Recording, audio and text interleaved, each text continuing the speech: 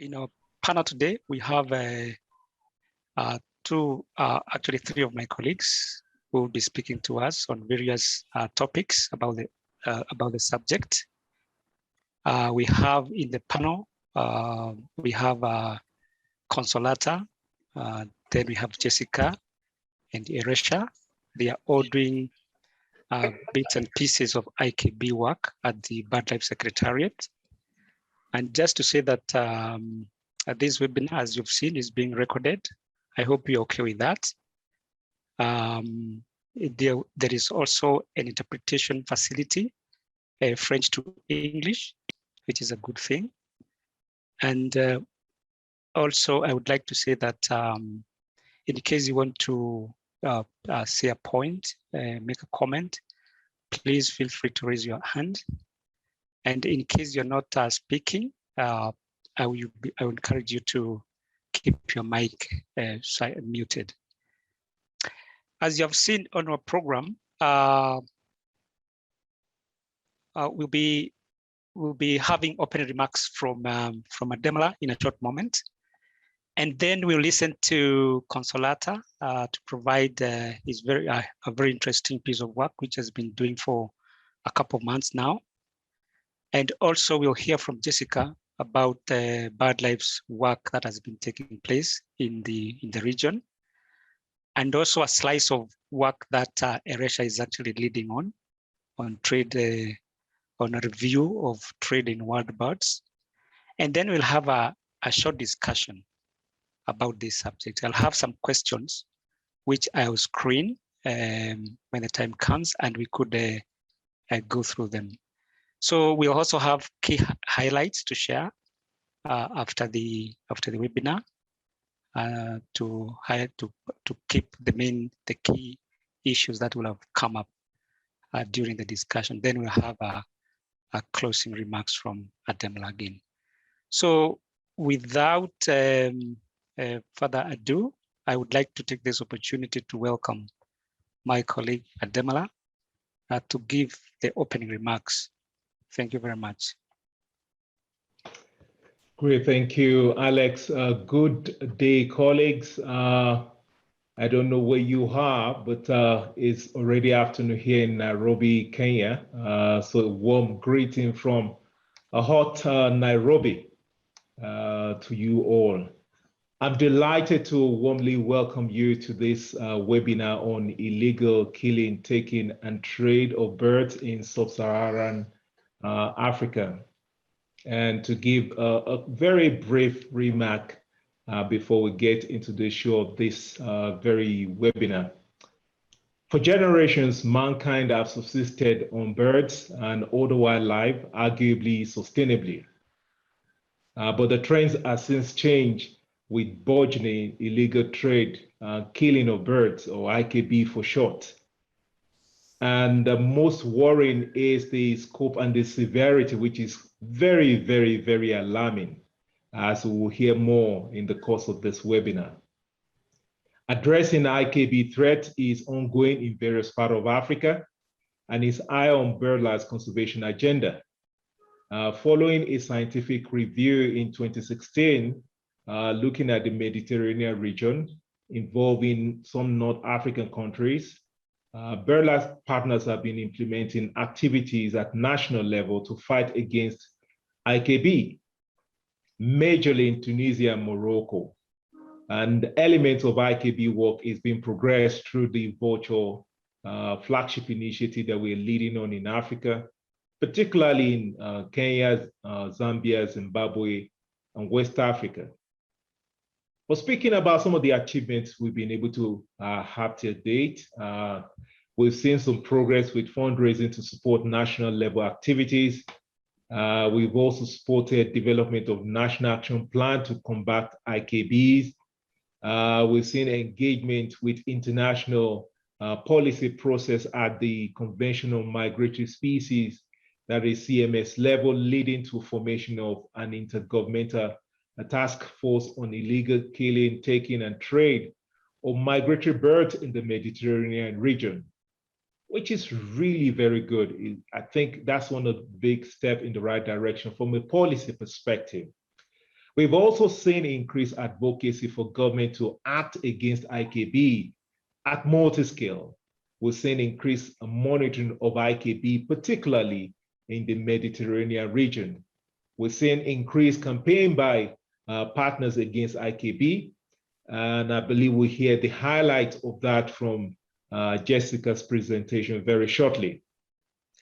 Adding to that is the result of the literature review that will be presented by Consolata in the course of this webinar, which is a major milestone in creating a better understanding of the threat of IKB from an African perspective and in Africa.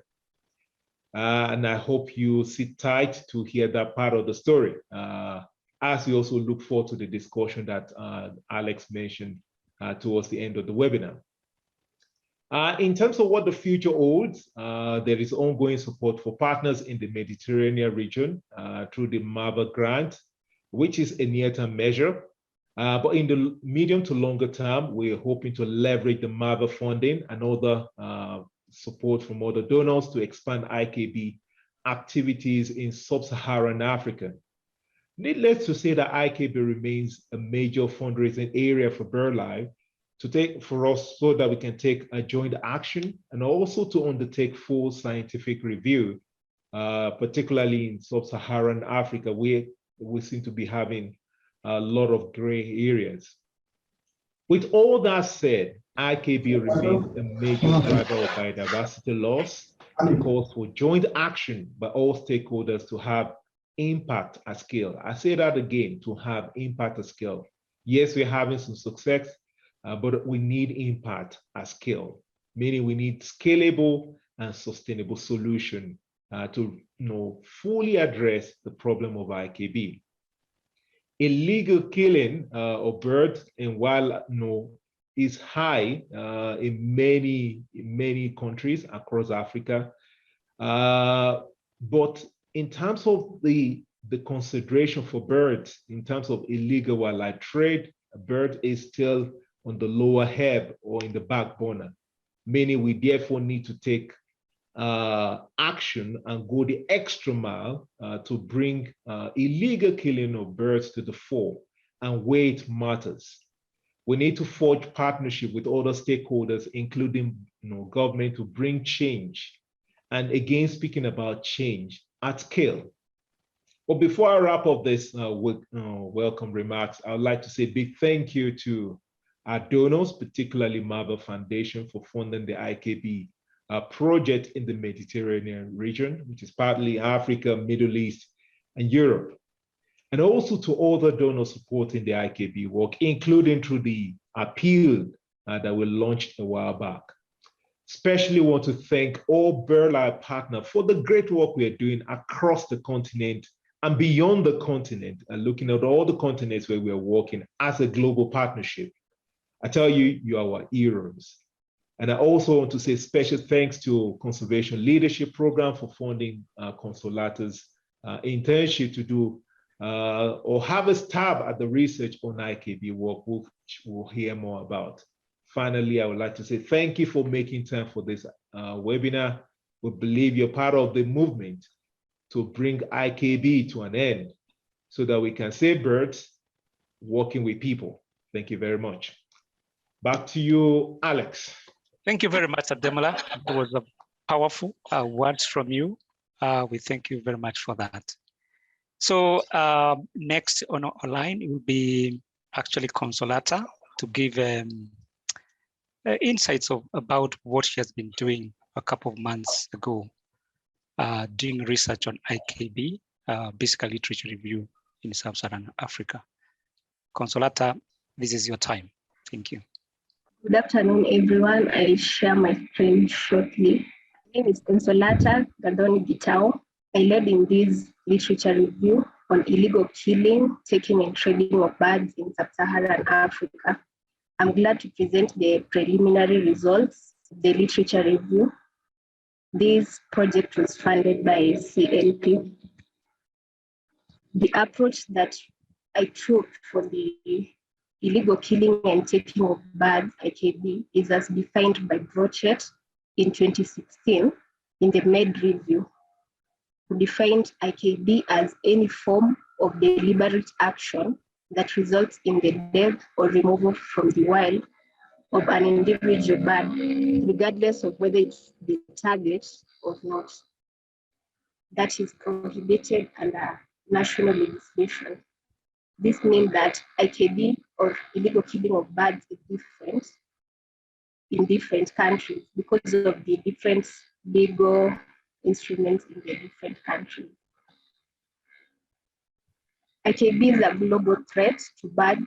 Millions are affected annually. In other regions, like the Med region, a comprehensive review was done. For example, in North Africa, which was part of the Med region, the results showed that in Egypt alone, which is the part that is orange, 5.7 million birds are said to be illegally killed annually. However, in Sub-Saharan Africa, not much is known. Hence, this initial step of the literature review that we hope will lead to a comprehensive study about the issue in the region. This is why the review is important.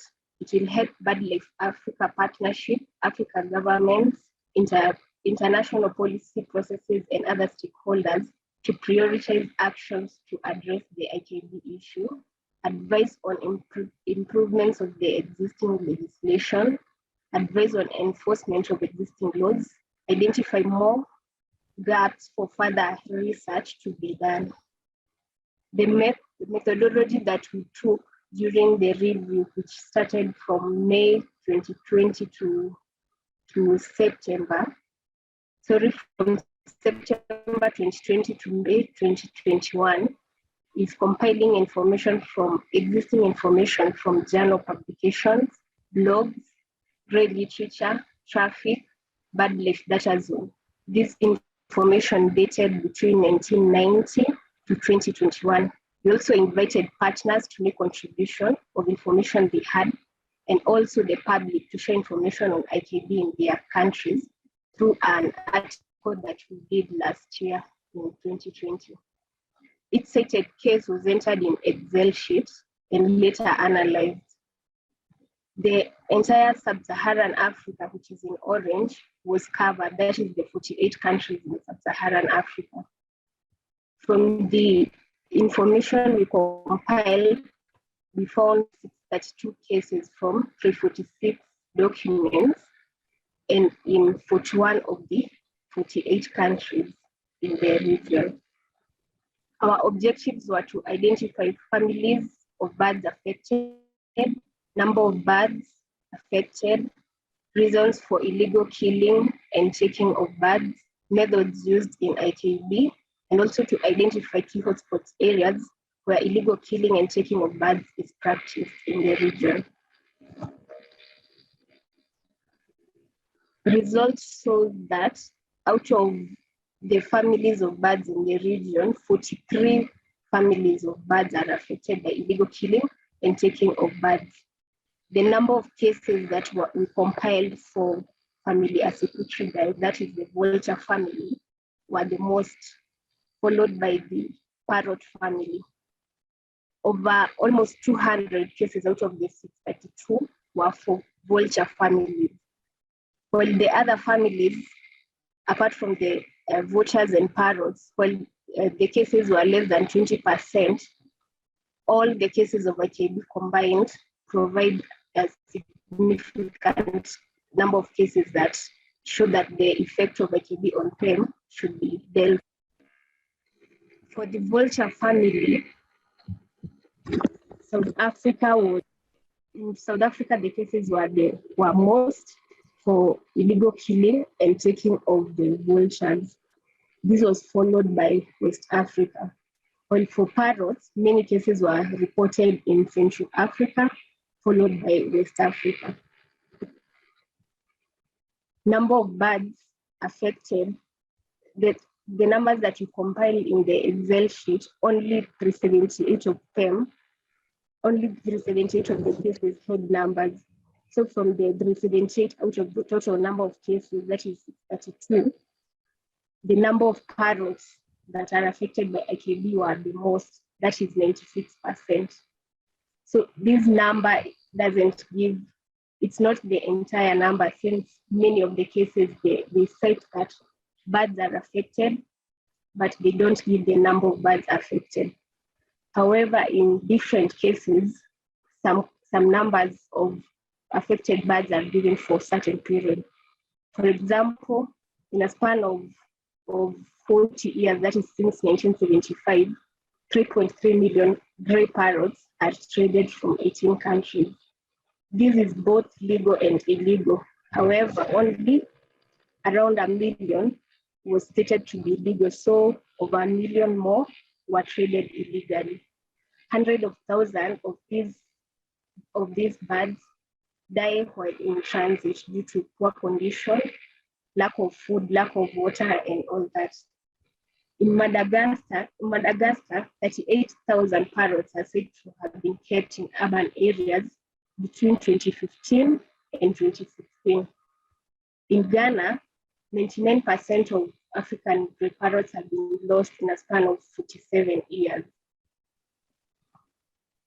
More numbers are reported in South Africa, that is over between 176,000 to 470,000 game birds are said to be legally poisoned annually for bushmeat. 354 birds from 25 countries are said to be used in traditional medicine. These birds include the vultures, owls, and African ground hornbill. 62% of hooded vultures are said to have reduced in population since 1970. In a span of 30 years in West Africa alone, there has been a decline of 95% of the population of vultures in the protected areas. In Nigeria, it's said that every month, 500 tons of vultures are trafficked. Vulture poisoning in different countries and in different periods of the year show that Namibia in 2013, 600 vultures were poisoned, whether intentional or unintentional. In Zambia, 1,337 vultures were poisoned between 2013 and 2017. In Guinea-Bissau, in one incident in 2020, 2,000 vultures were killed. In Botswana, 537 in 2019, while 2,000 vultures are said to have been killed or rather poisoned in and around Botswana. The main reason for IKB is trade. So the reasons for IKB are both commercial and non-commercial. The commercial one, which is trade, was the most commonly cited case. While for the non-commercial purposes of illegal killing of the birds, food for subsistence was leading. Belief-based use followed, while other reasons like birds being the secondary target followed, and also birds being killed because they are disruption to the crops, and also keeping birds in captivity. For trade, the drivers of trade, many cases they were not specified, while for the specified cases, belief-based use was the most cited, followed by food, and followed by pet was the least. Belief-based use is common. The trade for belief of vultures and other birds for belief-based use is common in mainly South Africa, the Muthi market, West Africa, mainly Togo, where there is the voodoo market. Trade is also carried out online. While some of the cases of the online trade could be legal, that is people who have permit to keep the birds, most of the cases are illegal.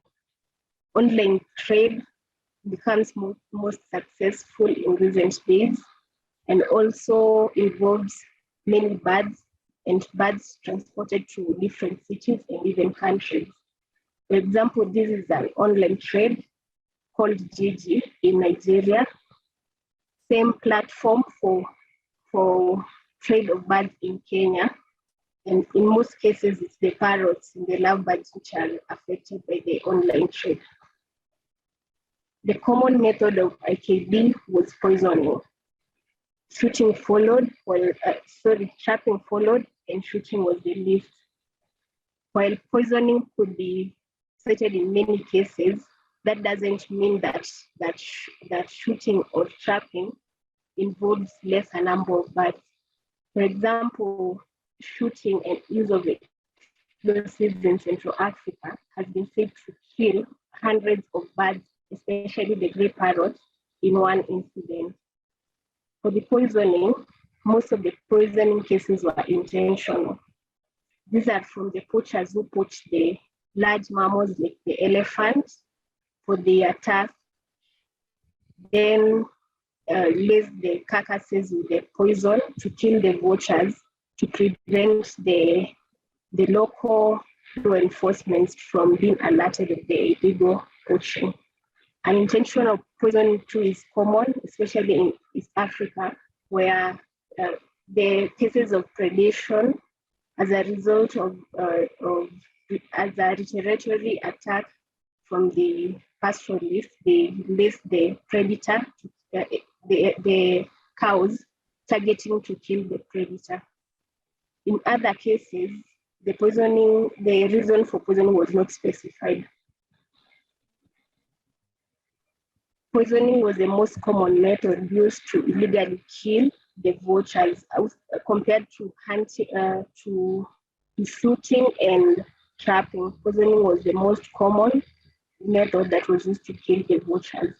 This is a pile of vultures in Mozambique during an incident of poisoning.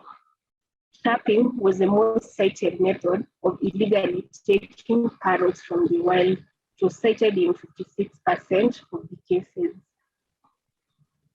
These are the hotspot areas where illegal killing of birds is prevalent in Africa. Where my cursor is Nigeria, then Cameroon, Senegal, and Madagascar, which were hotspot areas for IKB. South Africa too had quite a number of cases, Tanzania, and also Kenya. In some countries like Sudan and South Sudan and Swaziland, the cases were not reported. That doesn't mean that IKB doesn't exist in those countries. It's either no reporting or poor documentation of the cases. Some of the gaps, as I've said, it's unreported cases of IKB, because in some countries you read articles and there's proof that there's poaching and killing of birds, but no birds have been documented. That is the species of bird, or the number, or the reason, or the method used to kill those birds. Wrong reporting of the actual number of birds, especially the parrots in Central Africa, where the country that is importing these birds report a bigger figure than the figure that has been reported to have been exported from Central Africa. Other cases are fraudulent and copied permits. You find the government has a different figure from what is actually being exported or trafficked because of the copied permits. These cases that are compiled are dependent on the number of the studies that have been done and not on the severity of IKB in the region. So this shows that there's need for comprehensive study in the region. In conclusion, parrots and vulture birds, that is parrots, lovebirds, and vulture families are the most affected by IKB. That is at 1% and 22%. Parrots are affected in large numbers. That is from the numbers that you compile, 96% were for the parrots. The main reason for IKB is trade, which was reported in 2% of the cases. Common method used in IKB was poisoning. Hotspot areas is Cameroon in Central Africa, Nigeria in West Africa, South Africa in Southern African region, Tanzania in Eastern Africa, and Madagascar in Indian Ocean Islands. There's need to encourage enforcement of the existing legislation in different countries, and also there's a need to also look at the existing the laws that are existing to ensure that illegal killing of birds has been dealt with. I'm much thankful for BirdLife for a chance to participate, to work on this review, also to Conservation Leadership Program for funding the review, for the contributions from the partners and also different people who contributed information on IKB, and also for all of you who have participated and shown interest in IKB. Thank you. Thank you very much, Consolata, for the wonderful presentation. A lot of information indeed coming through on birds, on the methods that are being used to kill, to take birds from the world. And I believe participants have really appreciated the kind of work that you've done in this research review. Now I would like to open the floor for comments. I can already see one question coming through the chat. Please feel free to pose your question on the chat, and we can also give you an opportunity to speak, to ask your question or comment. So, Consolata, one of the questions that are coming through is the question is whether you are able to get an overview of national legislation in the region, and whether bird species bird species are legally protected in most countries. Thanks, William, for the question. I reviewed all the existing laws for all the countries, and in most countries, the birds are protected. In some countries, they offer the permit for bird hunting, while in others, there's complete ban of hunting. So yes, I reviewed all the laws, and birds in most countries are protected. Great, thank you very much for that response. There is a concern that Deborah raised, Consolata, about the numbers in the slides being, the documented numbers being very low. And I also remember that in one of your slides, you gave us a snapshot of the most affected countries, being Madagascar, Cameroon, and Nigeria, and to some extent, Senegal. So my question would be, if we did a full scientific review on this subject across the region, do you think perhaps we might find some other countries leading in terms of the intensity of the IKB problem? Thank you. Combining your question and that of Ademola, those numbers that are there, they're not the number of birds affected, it's the number of cases. So you could find in one case, it's over 100,000 birds. The reason why we use the cases is because in almost 50% of the documented cases, the numbers were not given. So it would be fair and also good to show the effect of IKB in terms of cases and not the numbers. Again, the numbers, the cases, that is the 32 cases are a few, and they don't show the actual number of birds affected. There's much more, and this could just be a little indication of the birds that are affected in the region. So there's need for the scientific review or a comprehensive review to identify the actual number of birds affected on the ground. Thank you very much, Consolata. I see a comment from Liz, actually, who says that that statistics are very important when it comes to fundraising, and we are still, there's a big gap around that element. I mean, statistics going with fundraising proposals, I think provides a very powerful message of the depth of the threats that we're dealing with. And I suppose the funders, the donors would really like that kind of information coming through. Thank you, Liz, for that. Any other question for or comment for Consolata? Yeah, I can see one from Mohammed. Please, Mohammed, go for it. My question is related to the game birds in South Africa related to bushmeat. How we can differentiate bushmeat from other activities that are obviously very illegal?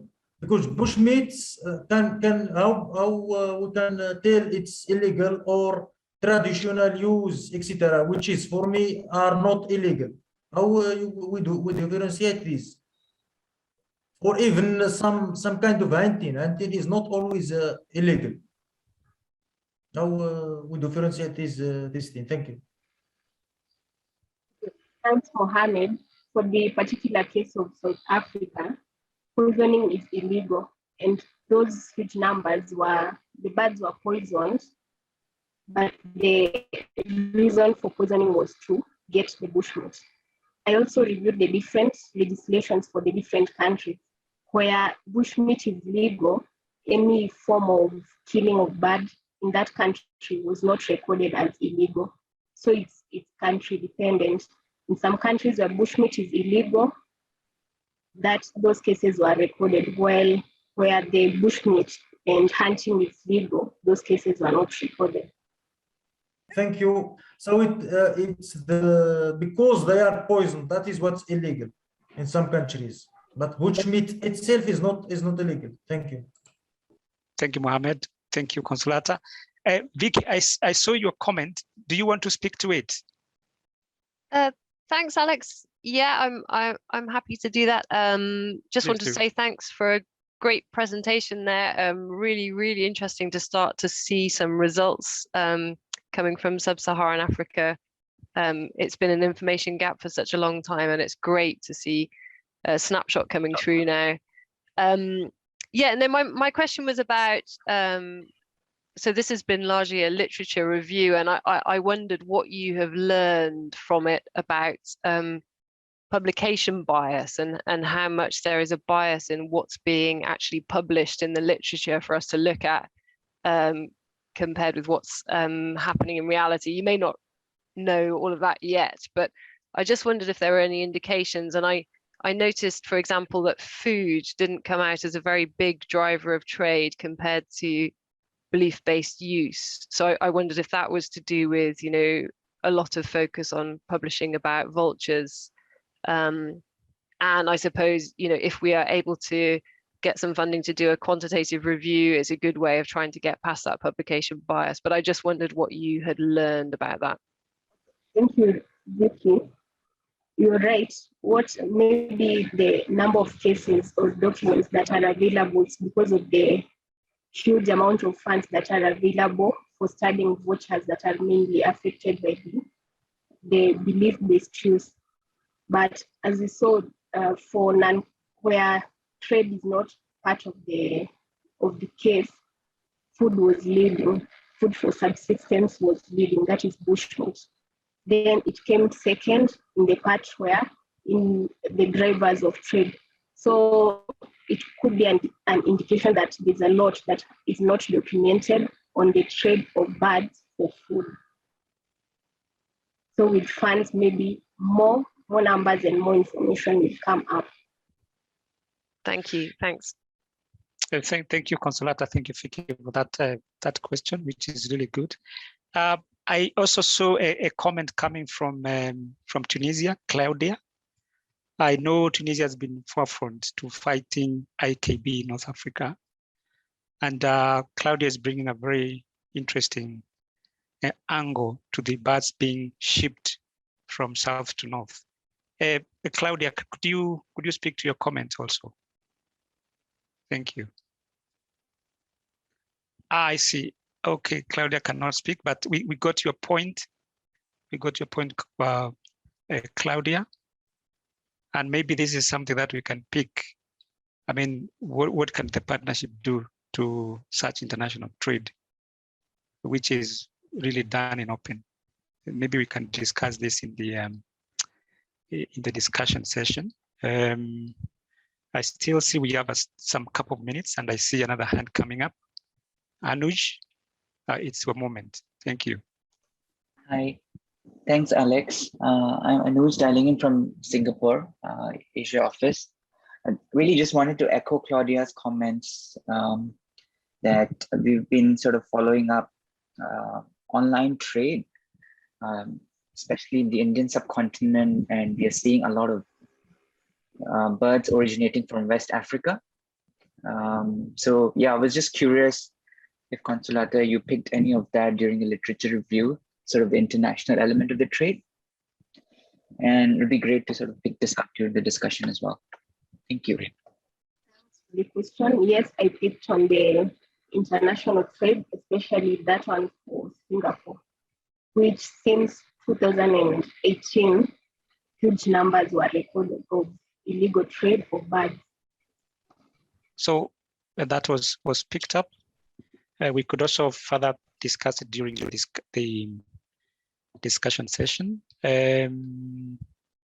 So Wim asks whether you have an idea on the magnitude of the captive breeding. Claims are that lots of weavers, etc., are captive bred and then traded. Any view on that, Consolata? I had some numbers of captive breeding, but not significant numbers compared to the other forms of illegal killing and taking of birds, but I recorded some numbers.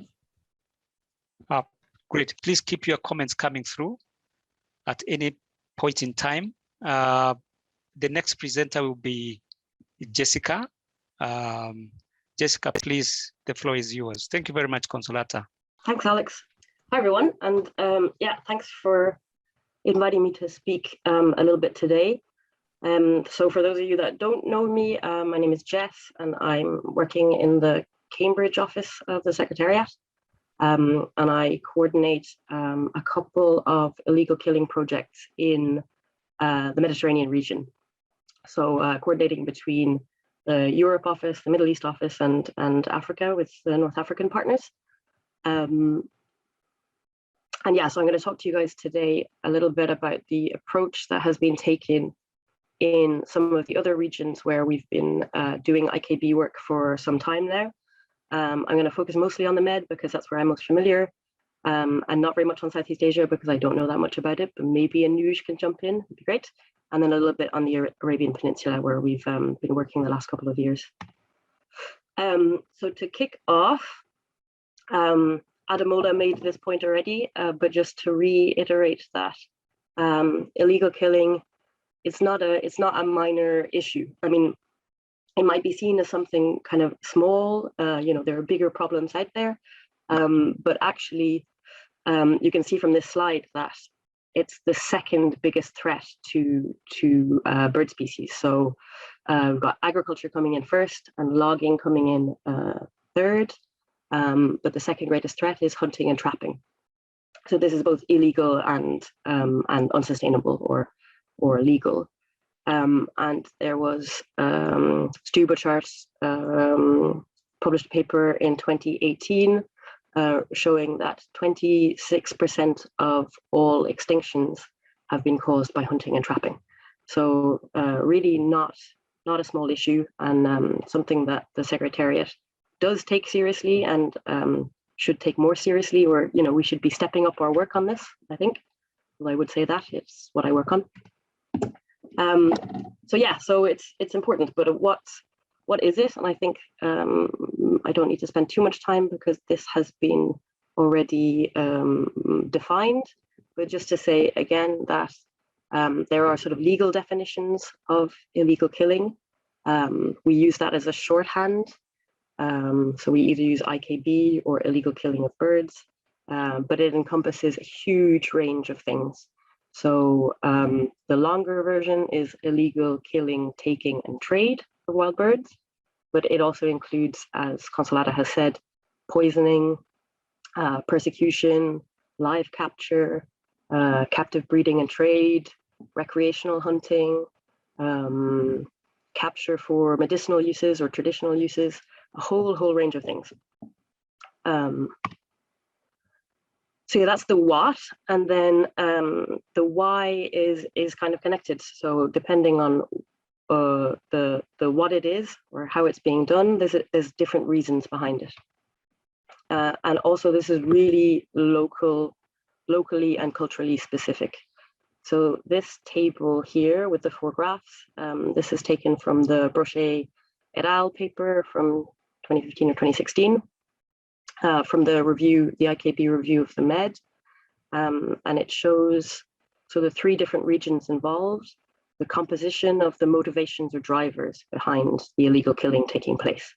So we can see on the top right, there's the European, and there we see food and sport and cage birds. They're the top 3.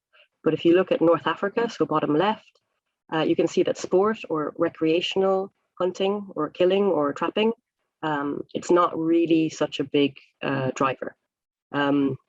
So yeah, the picture is very specific to the region, to the country, and then even to localities within a country. It can be very specific.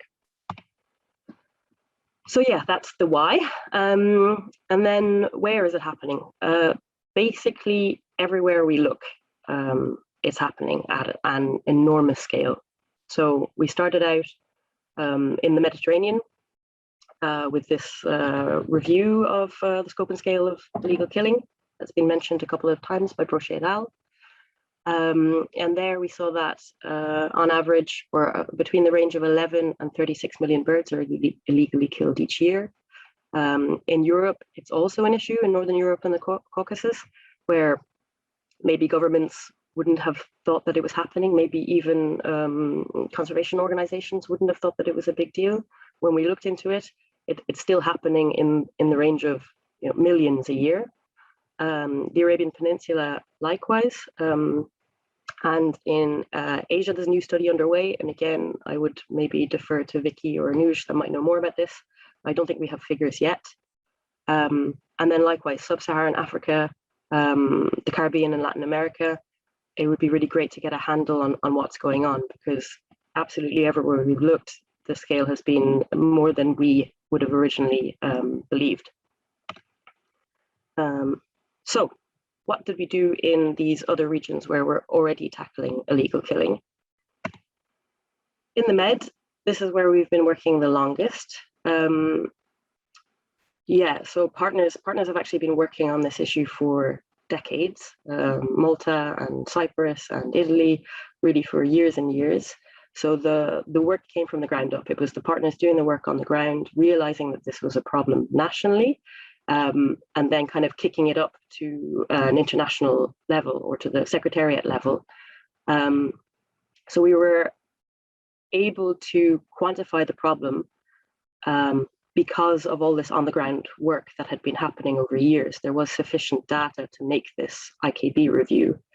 And this IKB review really triggered or catalyzed so much interest from the public and from the policy sphere, from national governments and international environmental bodies.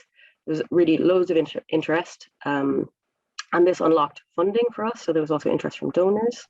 The famous MAVA projects that Ademola also mentioned at the top, really instrumental in getting this work done at scale, so at a regional level.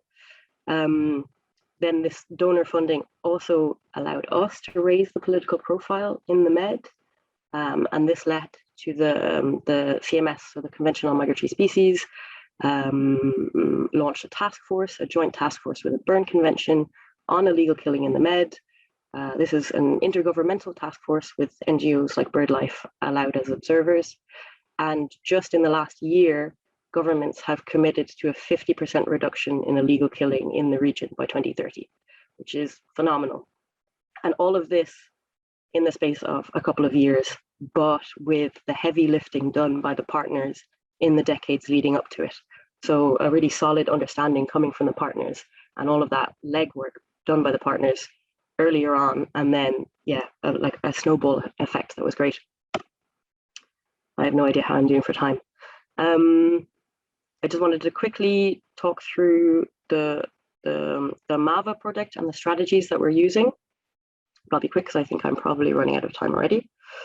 So yeah, the main thing, so this MAVA project in the Med to tackle IKB, the important thing about it is that it's 5 strategies that work together to try and affect change. So it's monitoring and research, as well as policy and advocacy, as well as outreach and working with the communities, as well as doing conservation actions on the ground, and as well as pushing for enforcement and legislative change. So there's a lot of text on that page.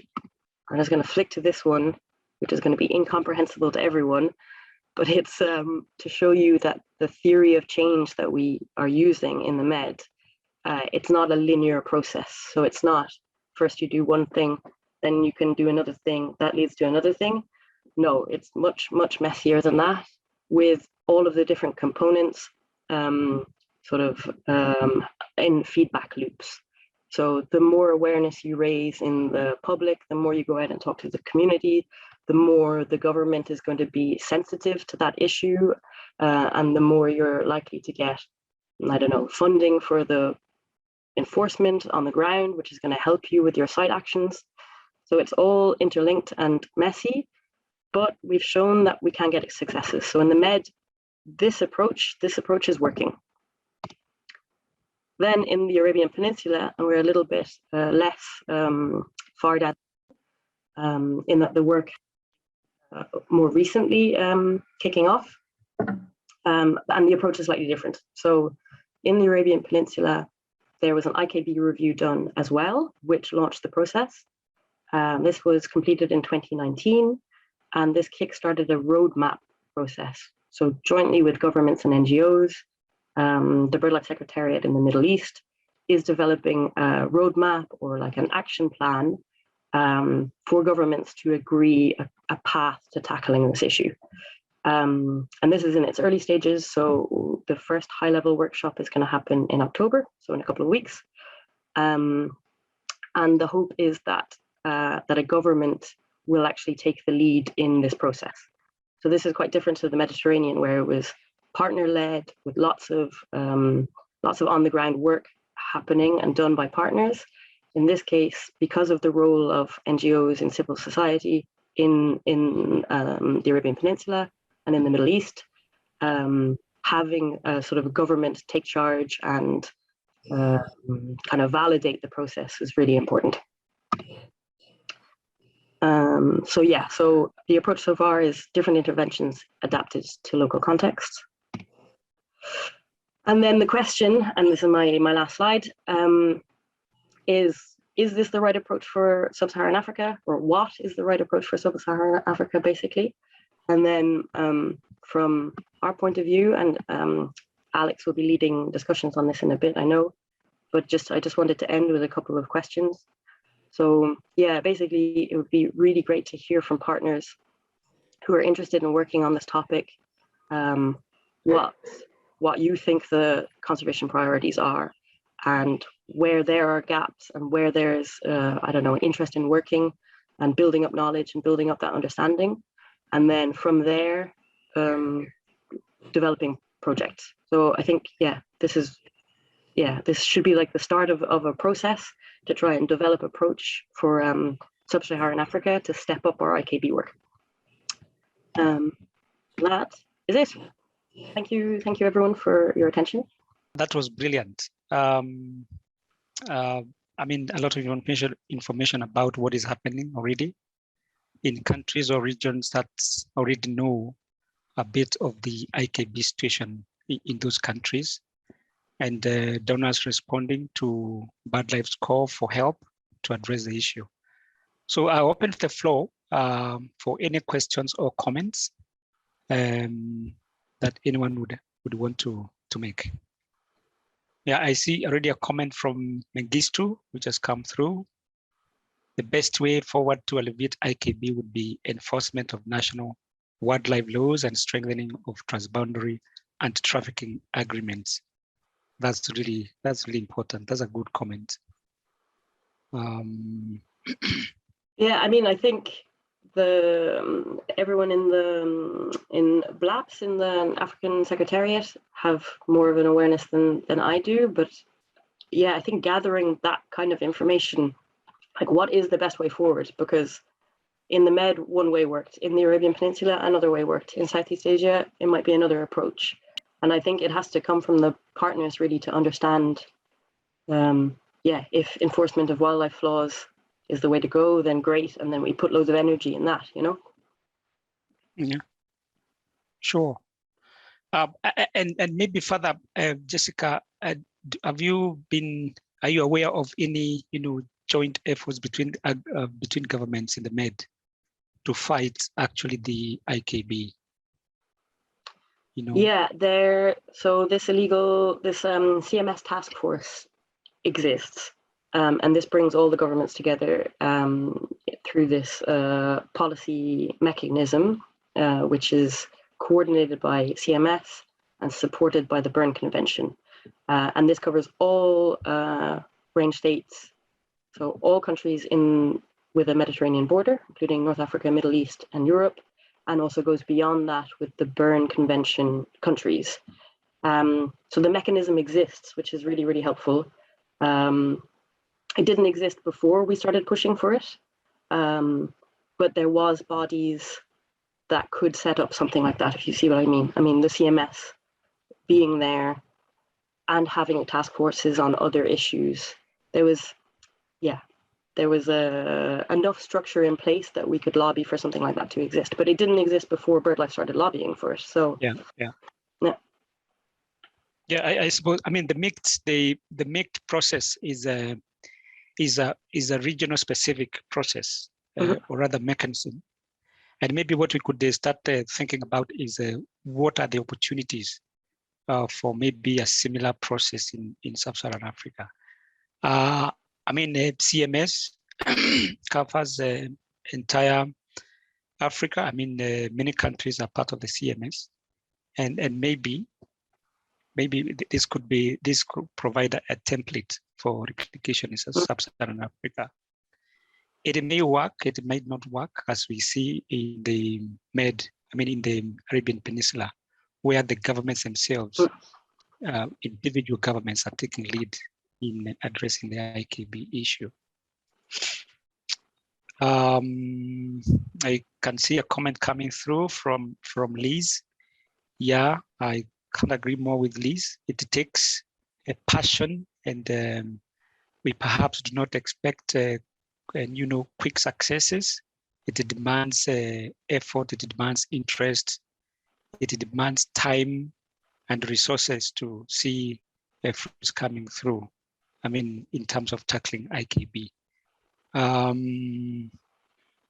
Yeah, the terrain is different, of course. Sub-Saharan Africa and the Med, the terrain is different, and perhaps we need to think more on what works for the region.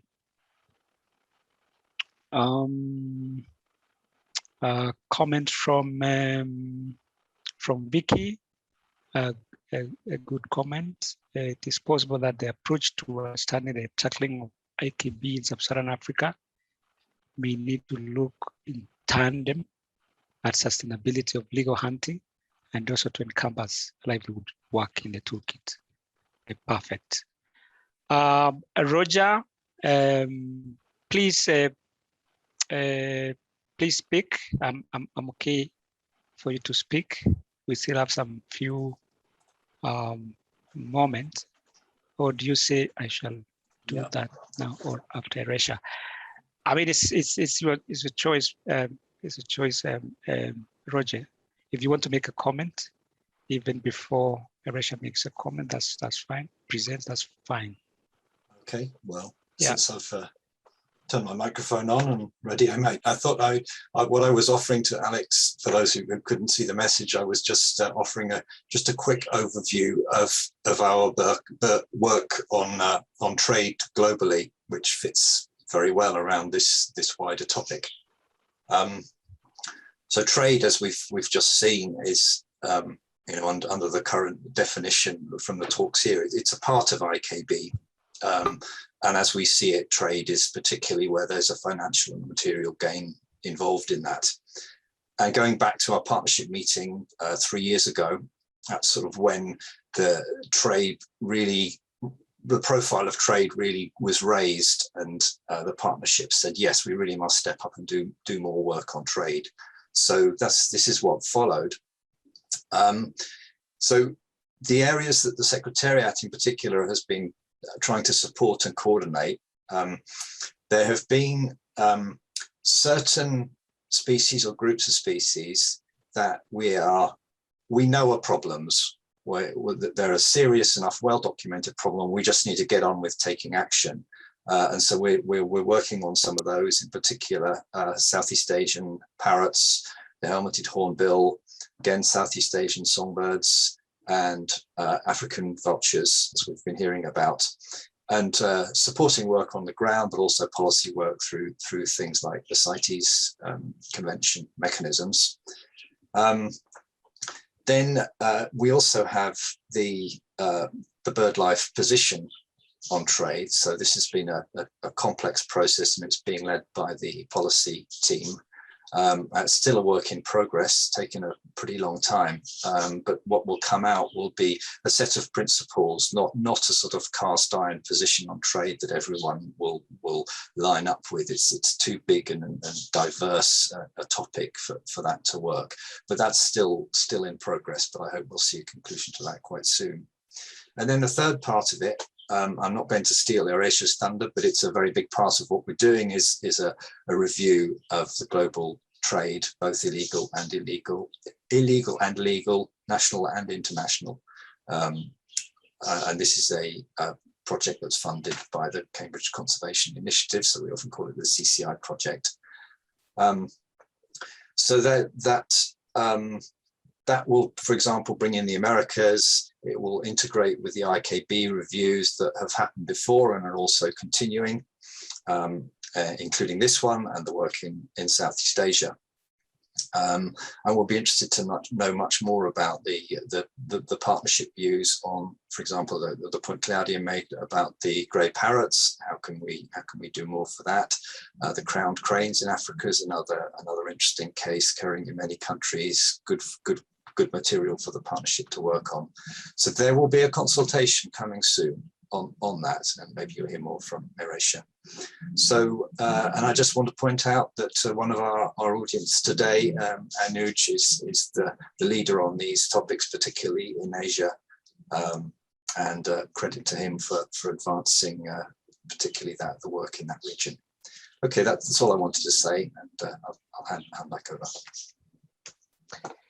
Thank you very much, Roger. And actually, in a way, you just ushered Eresha to speak and tell us more about this piece of work that you are doing. So Eresha, please feel free to take the floor. Thank you so much, Alex, and thanks, Roger, for the introduction. Well, thank you, everybody, and hello. Thank you for the opportunity to speak today. I'm Erasia Fernando, and I work as a research assistant within the global science team at BirdLife International, also based in Cambridge. And I will be giving you a small introduction to our project on a quantitative global review of trade in wild birds. So this project is, as Roger said, funded by the Cambridge Conservation Initiative, CCI, and whilst BirdLife International are leading on the analyses, we are also working with other CCI partners, mainly Traffic, IUCN, WCMC, and the University of Cambridge. And alongside Cambridge Infectious Diseases, our ambition for this project is to undertake, publish, and promote the conclusions and results of a global wild bird trade overview, and down the line we want to be applying these results to conservation policy and practice at multiple levels. So before I get into some of the project specifications, what do we actually mean by trade? Consolata and Jess have given great examples of the meaning of IKB, and for the purpose of our project, we have defined trade as the capture or killing of wild birds for the purpose of exchanging them or parts of them for financial or material gain. Simply put, what this means is we won't be strictly looking at the point of take to a household, but instead from the house to the point of selling. And in terms of the motivation for trade, we will be looking at examples such as financial motivation or functional motivation, such as for the purpose of food, for spiritual or medicinal motivations, and even things like trading for zoos and other recreational activities. In terms of the purpose for trade, we will be looking at different trade sectors such as cage bird trade, the pet trade, falconry, ornamentals, that kind of thing. And as Roger said, we will also be looking at the legal and illegal side of things. So we hope this project complements the previous IKB work that has gone on in the regions, as well as the current one in Sub-Saharan Africa and also Asia. So to give a brief overview of our project aims, the first is of course being we want to determine which bird species are actually traded and consequently threatened. We are using the BirdLife taxonomic checklist to do our cross comparisons. And we really want to know which families and individual species are being traded heavily. We also want to know which sectors and countries of bird trade are key players. Sectors again here referring to things like the cage bird trade or the pet trade. And we really want to home in on which of these areas need further action. We also want to know if species currently threatened by trade are represented in relevant legislation. Legislation here referring to things such as the CITES decisions and resolutions, as well as other national or governmental laws. We also want to be looking at sustainable trade. This will come down the line once our results have been produced. It's a huge issue, and we will be looking at how sustainable trade contributes to livelihoods. And then we will also be wanting to assess the effectiveness of actions that are currently in place to mitigate the negative impacts of trade. And we want to make sure that our project can provide the necessary needs to answer any gaps in research that currently exist. And then finally, in the light of the pandemic, we also do want to see if there's a greater connection between bird trade and disease transmission, particularly zoonotic disease transmission. So then moving on to the kind of research tasks that we have performed so far. The first is a literature review as well, similar to the IKB review.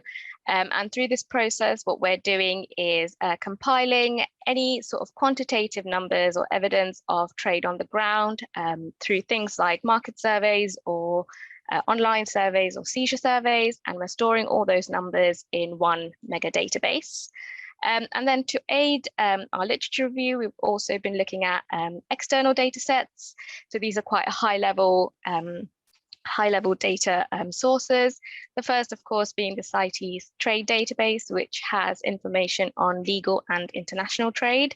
And then we've also been looking at seizure and incident data, both globally through the Wildlife Trade Information System called WITIS, and more regionally through the Trade and Wildlife Information Exchange Database, TWIX. And we've been able to acquire data for the EU and Central Africa. And then once we have got our preliminary results, we will be going back to assessing the Red List documentation. BirdLife are, of course, the Red List authority for birds. So we will be using any results that we have to go back to the Red List assessments and see if we can provide further evidence and or also update them if that is necessary. And then whilst this all represents kind of our technical level tasks, what we've been really keen to do within the past year is also gain expert knowledge from external stakeholders and parties. And to do that, what we did was we developed a questionnaire that allows anyone to use it to inform us of the scale of trade that happens at a species level. And this is also a process by which we are hoping to engage with the partnership more. And in fact, a few of yourselves on this meeting would have received this questionnaire already through a trial phase that we did just to test the questionnaire out before we launch it to the wider partnership. But it really is one of our key methods for this project, because we are keen to get that on the ground information from the partnership and other external parties, and particularly information that we might not necessarily have from these more high level international databases. And this is just to show the layout of the questionnaire. It will come in a macro enabled worksheet. And of course, we will have our instructions in place, and everything will be detailed. But as you can see, it just allows at a species level per row to inform us of the scale of trade, and the different columns will include the numbers being traded, the purposes of trade, and so forth.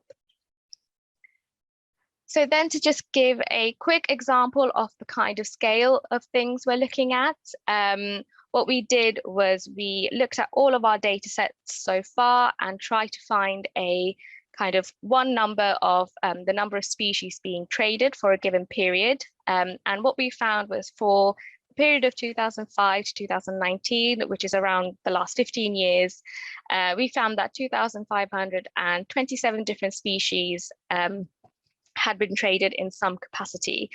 Now, this is obviously a very conservative estimate. The new species are being traded constantly, and that's something that, you know, is not captured in these data sets all the time, which is again where we hope to use our questionnaire to gain that knowledge.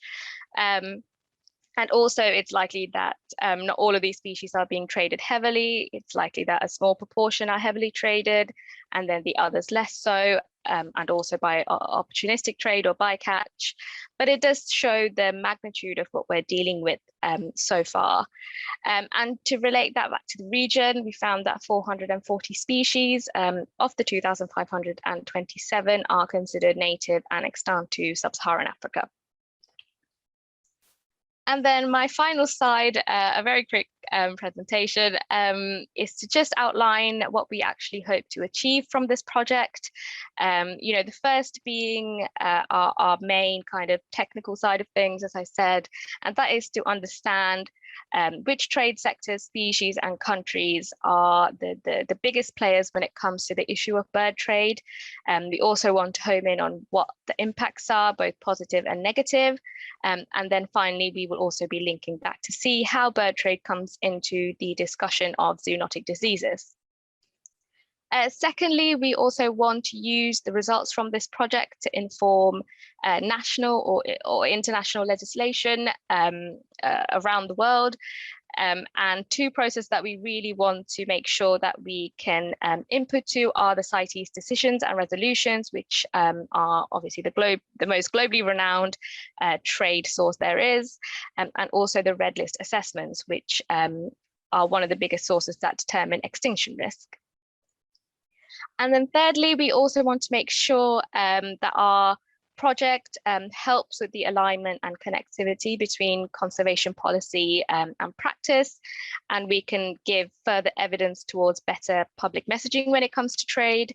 And really, this project is about perhaps not inventing a new evidence base, but actually providing the evidence to existing issues and assumptions that we have when it comes to bird trade.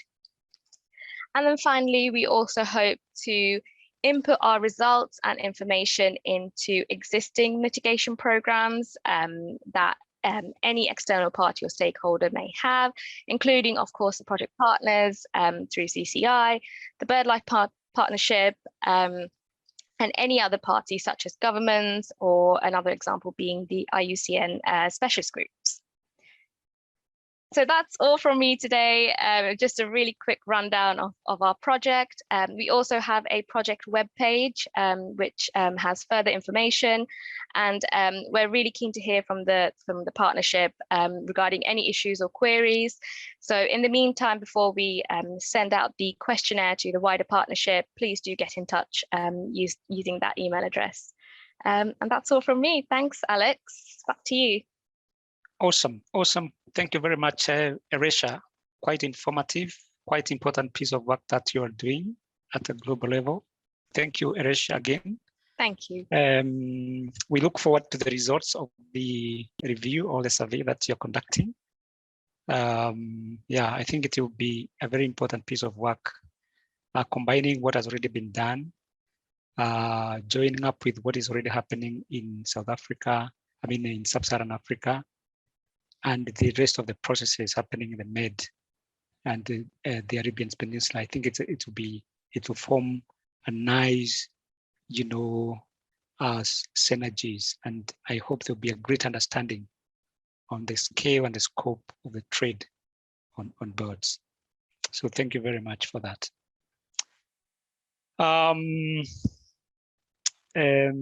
I think we now go to the other session. Is a discussion,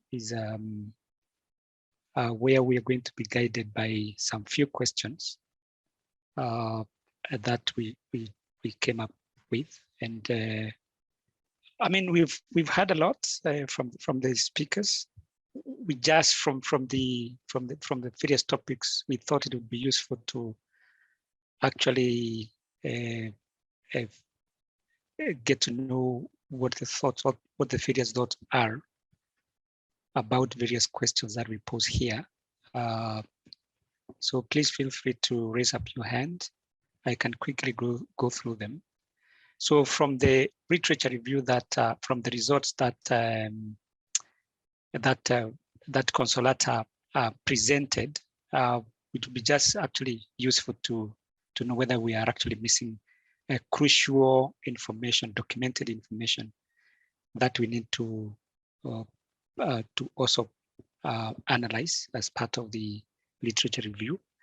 I saw a question from Wim about the issue of waders and the ducks. Do you want to recast that, Wim, because we might want to actually discuss that. Are we still having Wim on the call? Yes, yep. Wim, there. Yeah, thanks, Alex. Yeah. Yeah, it's just that,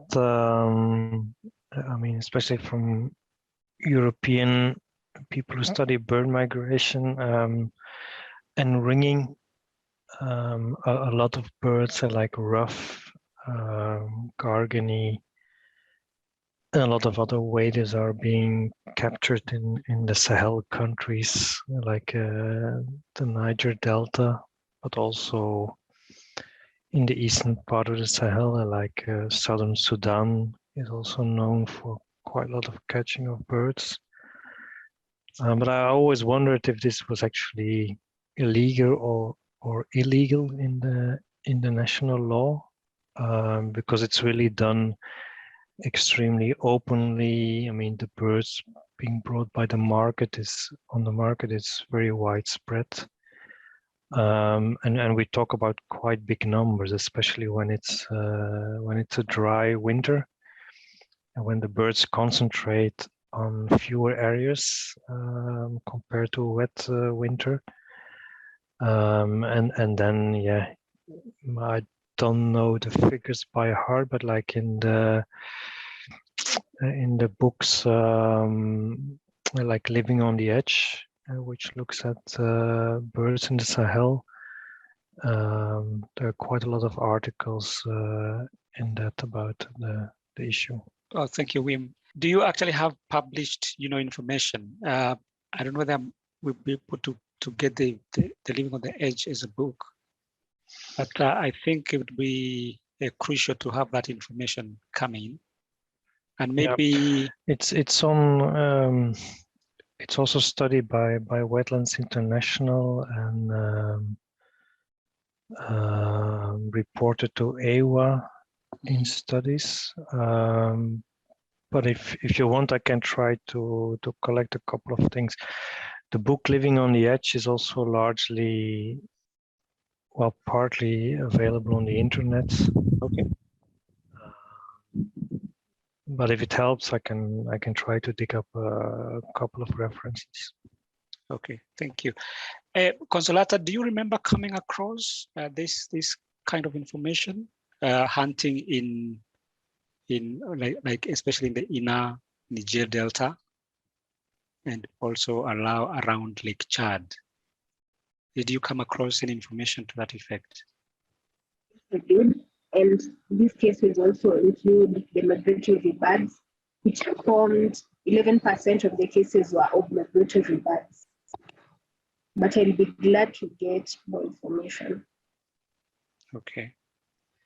So I think it would be useful to link up with WIM just to access those extra pieces of data. I can see Jibril has his hands up. Jibril? Yeah, thank you. I'm Jibril from the CEO of Natal Mauritania. And my intervention is quite relative to William's comment. Sorry for the mispronunciation. So I have been involved in the Living on the Earth project implementation in Mauritania. It was from Mauritania to Senegal to Nigeria and all those countries. So in the illegal bird killing aspect, what I can say about it in the case of Mauritania is that, of course, regulations are there. As for the case of many countries in Africa, regulations are not the problem. But the question that we need to ask ourselves, are the regulations in phase with adapted with the context? So usually what happens is that we copy and paste what we see from other countries, but when it comes to regulation. So when I was working on this Living on the Edge project, I have noticed that there is quite a number of birds that have been killed by communities, especially the ducks and all those species that William was mentioning. And the contracts in the Mauritanian case is that in the opposite of many countries that are visited, the hunting activity is done by rich people. So the ministries, the people from high level people. So it's not because they are missing, like they are poor people or things like that, but they are doing that like sort of diversification of meat. So that is the main reason behind the issue. What I want to highlight here is that it's not the issue of regulations. Regulations are there, but in the case of Mauritania, it's a very huge and big country. So as William mentioned, so during the dry season, we have very limited, some limited wetlands, especially in inlands. So those wetlands received thousands of ducks and birds. So the lack of wetlands make them obliged to concentrate on those particular wetlands that are inlands. So we don't have many resources like human resources to take care of all these wetlands. So some of them are just, even their ABAs, important bird areas, they are not, monitored by the government because, the human resources are not sufficient to cover all those sites that need to be covered. There is lack of data, but there is also the mismatch between the regulation and really what the communities and population wants to do. So that was my comment. Thank you. Well, thank you very much, Jibril. I think that's a very useful comment. The the large country and the meager resources from the government. And a very interesting twist, it's the rich people who are doing it. Interesting. Any other views from the floor? Yes, Vanna, I can see your hand is up. Yeah. Please have the floor. Thank you very much. I just wanted to comment, maybe it is underestimated what impact local communities can have. If every boy in a certain area has the stick or the catapult and is coming home in the evening and he has 1 or 2 or up to 3 birds every day, he's not the only one, but in some areas it is just a common way of doing this kind of things. And of course, the people don't think about that we have limited resources. But people are getting more and more. We have the climate change issue. We have the conversion of land and whatever. So all the resources are coming to an end and on a limitation. And this is, if you look at the trade, is the one thing, and the commercial thing, but also on the local level, like in Tanzania or in Burundi, it's a totally different situation because of the local people involved. I think this is the comment at the moment. Great, thank you very much, Vanna. Good, very great point there. So I was inviting Emmanuel to speak about the work that you are doing in Tanzania, as he was making some comments about it. Are you okay to give a little bit of light on what you are doing in Tanzania, Vanna? I think this could be up to Emmanuel even and to Modesta, who are also there, and they can just come in and join and give their experience at site. Ah, excellent. Emmanuel, I thought you dropped, but I can see you were back. Yes, hello. Sorry, I was not in a good place to speak, but now I can speak. Yeah, thank you, Vena, for that brief remarks. As Vena said, I think in Tanzania, the issue of illegal killings has been underestimated. And only now we have come to realize that it is one of the very, very important threat to birds conservation, at least in Dodoma, where we are working. And we are implementing a project there to address the illegal killings of birds, which is funded by NABU International. And our activities for this year has started around awareness raising, environmental education, but also collecting information on the scale and scope, at least at the minimal level. But going forward, we are looking forward to collect some baseline informations and also to understand the scale, scope, drivers, especially socioeconomic, and also impacts of the illegal killings of birds. And as Vena said, you find every boy in the village with a catapult and rungu, and you also have some more people who are engaged in the illegal killings of bird business. So some of the people have business, they put them in the flyways, catching, not selectively, but every bird that come on the net.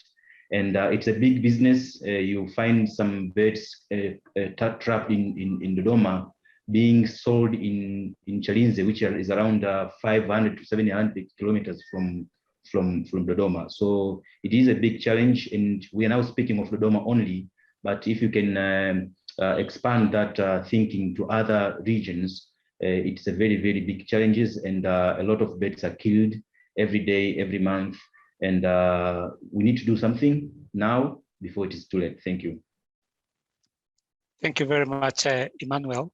I think we have a lot to learn from the results of what you are doing in Tanzania, and perhaps your work can be actually upscaled.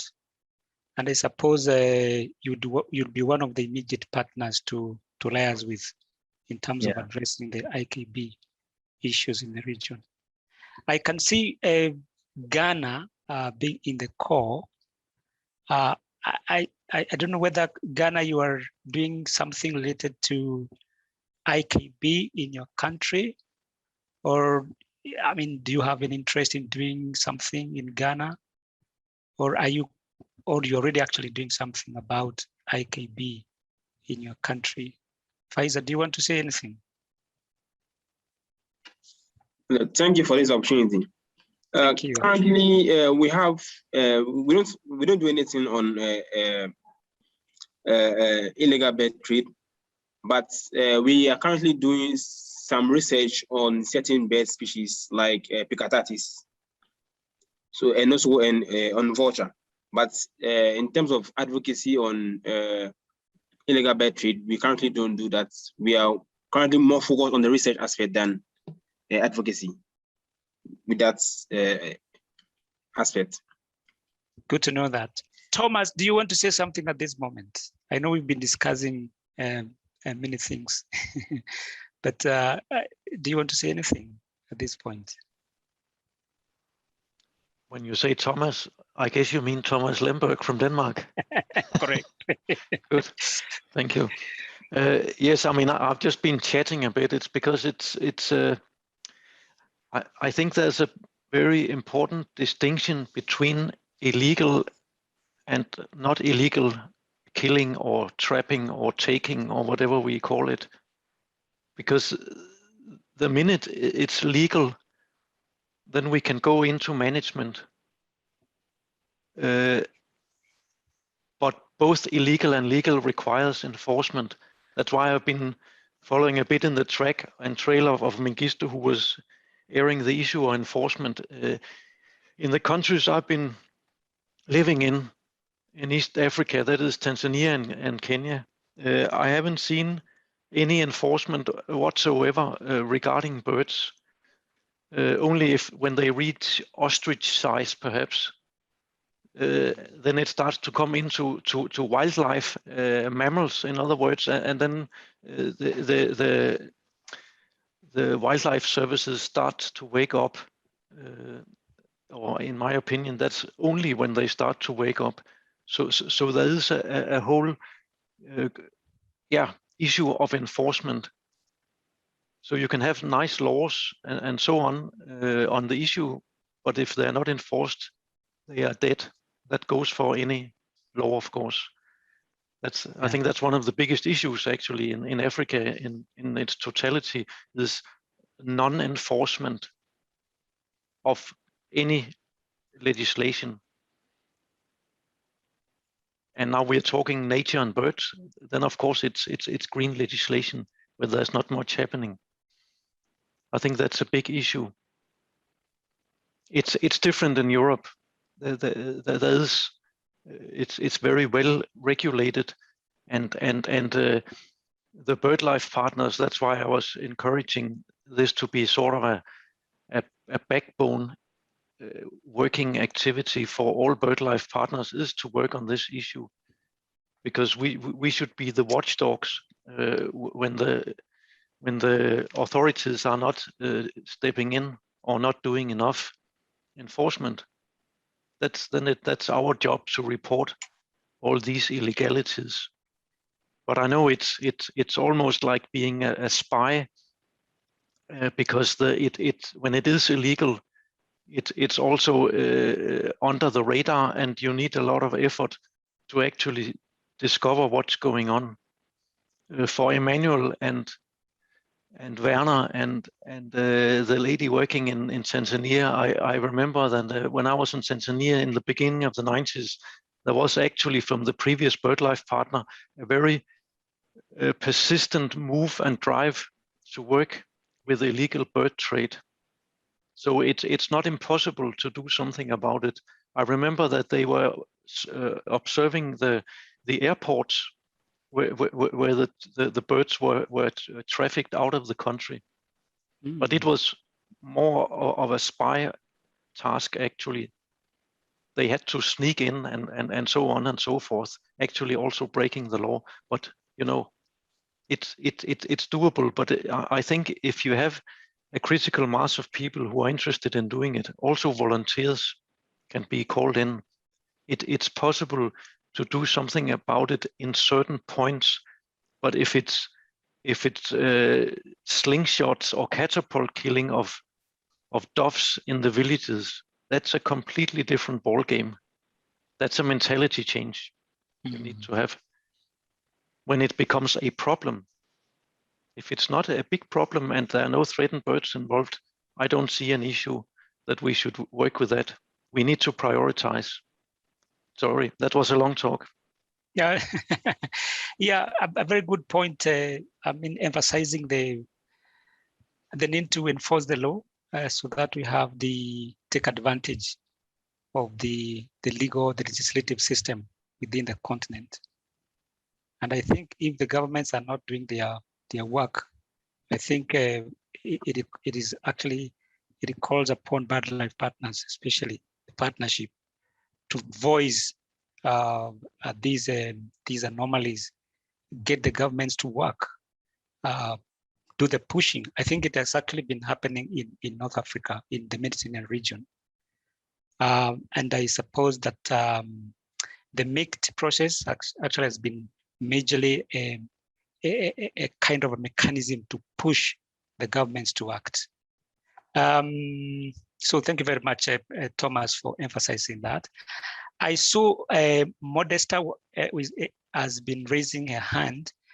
Modesta is from Tanzania. And because Tanzania has been spoken about, I want to give you just 1 minute, Modesta, or two, to make your point, and then we can go to the next item in the agenda. Modesta. Thank you so much. From Tanzania, we are coordinating the project reducing illegal killing of birds, and we are working with 4 villages, and we are good now in cooperating with local people, and we see, so as we can collect more information from hunters to see how many birds are killed, we need to establish a trust between the organization that you are collecting information about illegal killing of birds and legal killing of birds with hunters, because from the field, we are going to collect the information, and we need the support from the local people themselves. And we are happy that we have established that trust, and people, they know about the illegal killing of birds, and they know the importance also, and a little bit the importance of protecting birds. And now we are emphasizing in education of youth and information about the importance of protecting birds. And we are involving the schools, environmental clubs, establishment of environmental clubs, and youth and sports, that we are aiming that if we are teaching the students and the youth, we will then, because they are the one who are working with catapult, they are going to school with catapults. So we think that they are the one who they really need the information about stopping the illegal killing of birds in central Tanzania and maybe at all the world. Thank you so much. Yeah, thank you very much, Modesta. I think you bring a very important angle about bringing all the partners together, and more importantly, creating the trust. I think that's a very important point. Creating a trust between the various stakeholders, the local community members, the NGO, which is advocating against the IKB, the governments, and the local communities. I think that is very important. So thank you very much for that point, Modesta. So I think we jump to the next agenda item, which is about the key highlights from the discussions, which we just concluded, and also from the presentations that have been shared with us all. Can I check if Consolata Jessica, you have any key points maybe that you took from the discussion today? I took some few notes. Maybe I can add to what you've already collected. Anything that you picked? If you have some, Jessica, should I go or you take it? Consolata, you could just speak to them. Key highlights, key points that came out of the discussion. Jessica, if you can come in also. Then issue on the publication bias, that is data skewed towards voucher, poisoning, etc. Food was ranked as a lower driver than belief-based choose. For example, this is for my presentation, the results of the literature review. Then a concern in 2011, huge numbers of parrots were arriving in Tunisia, completely uncontrolled, and they are publicly sold, mainly through the internet. Yeah. Then the literature review captured some reports coming from Singapore. This was a concern from a question that was asked. So the next one was, what is the magnitude of captive breeding and trade? There are claims that lots of weavers, etc., are captive bred and traded. A few more. BirdLife's trade work is one part of IKB work. Then trade work currently works on specific target species, usually those that are vulnerable to be on the red list. BirdLife position on the trade is in progress.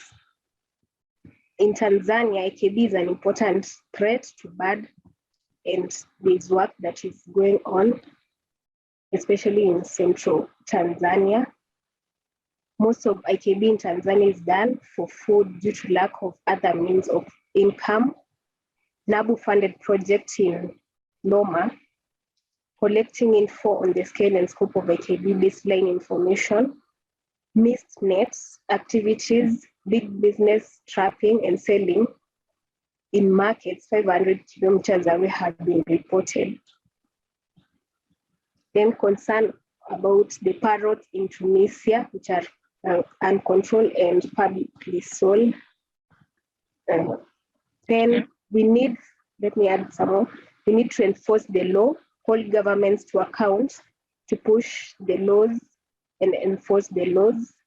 The literature review can help to identify projects or work packages that could be funded that would support a wider review. The role of NGOs to discover and monitor the report, these illegalities, and report the illegalities to the government. Lastly, suggestions that best way forward to alleviate IKB would be enforcement of national wildlife laws and strengthening the transboundary anti-trafficking agreements. Maybe Alex, you could add if I've left some. Actually, you've picked most of the points that I made from the discussions, and I could add only a few. What was also coming out is that there is still a lot of information that needs to be collected. We still have very little information or knowledge about the IKB subject in the continent. And one of the participants actually provided, a thought on how we could do that. We could start small, maybe country by country, and then scaling up. The other point that I took was that in terms of addressing the IKB issue, different approaches might apply in different regions, like the case we saw in the Med and the Arabian Peninsula, which means then that the approach that we might take, the collective approach that we might take in Sub-Saharan Africa might actually differ. The other thing is that IKB is a big issue, and if we add IKB into, on top of other areas, like climate change, environmental degradation, then we are likely to see the birds population being highly affected. So I picked those important points, and as actually on the next steps that I think we are looking at is that, and maybe what I can say now in terms of fundraising, IKB issue is, as Ademola said, is very high in the agenda of BirdLife, and it will be a big fundraising area come next year. So I would welcome partners that are willing to, join up hands in terms of looking for resources to tackle this issue to come forward.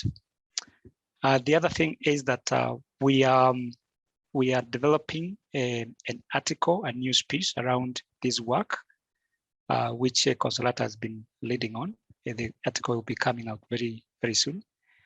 And also we are working to see that the results of the literature review are actually published. So we are aiming to do a publication on this work. So at this point, I think we are nearing a conclusion of our webinar, and I would like to welcome once more Ademola to give us some closing remarks. Thank you. Great. Thanks so much, Alex. I hope you can hear me well. Very well indeed. Great, good. The highlights that yourself and Consolata provided has lightened the load of closing this very important webinar. Mine is just to say big thanks to all the speakers from the get-go and colleagues that chimed in during the discussion, giving different perspective from national to regional, even international perspective in terms of what's happening in another region. Very impressed with the analysis happening at the global level presented by Arisha, which all demonstrate one thing, that this is a priority for us as BirdLife. While we've been able to showcase and demonstrate some success, I think the battle is still long drawn in terms of what we need to do to really address illegal killing, taking of birds at scale. Like I said at the beginning, we have success story to show. What we need is scalable and sustainable solutions, not only in Africa, because it's not peculiar to Africa, it's a global thing. We've had also from Anuj what's happening in Asia. So we need to join efforts, team up to really bring this problem, this menace to an end. And that begs the question about the power of BirdLife. We go beyond.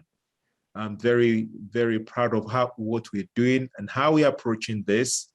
Yes, we may not have won the war as yet, but we've won several battles. And we just need to stay the course and really put in our best, building on success stories. And it's only a matter of time. And that brings me to some of the outstanding achievements we've been able to deliver on as partnership in Africa. In a recent webinar, I mentioned some of the globally threatened species that are endemic to island nations of Mauritius and Seychelles. From just very few individuals, in some cases about less than 10, we were able to reverse extinction risk to those species. Now some are in the hundreds and thousands. We can do it again, using our power of many to go beyond. So to encourage us, let's continue the good work. Someday, sometime, we'll come around the table and say, we made it, because this is something we're surely committed to achieving. So on that note, to say thank you to all the speakers, thank you to all the participants, to our donors again, and everyone. It's been a great webinar, and like every good meeting, we have a lot of homework to do.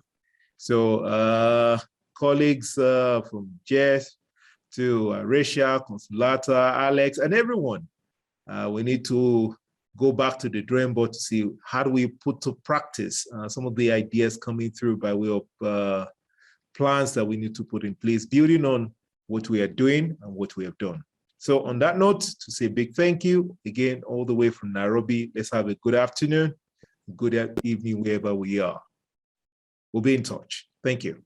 Thank you, everyone, for joining. Hey, Thank you, Alex. Alex. Bye. Thank you. Thank you. Nice to see Bye. you. Bye, bye, See you. Gabriel. Yes, thank you. Yeah.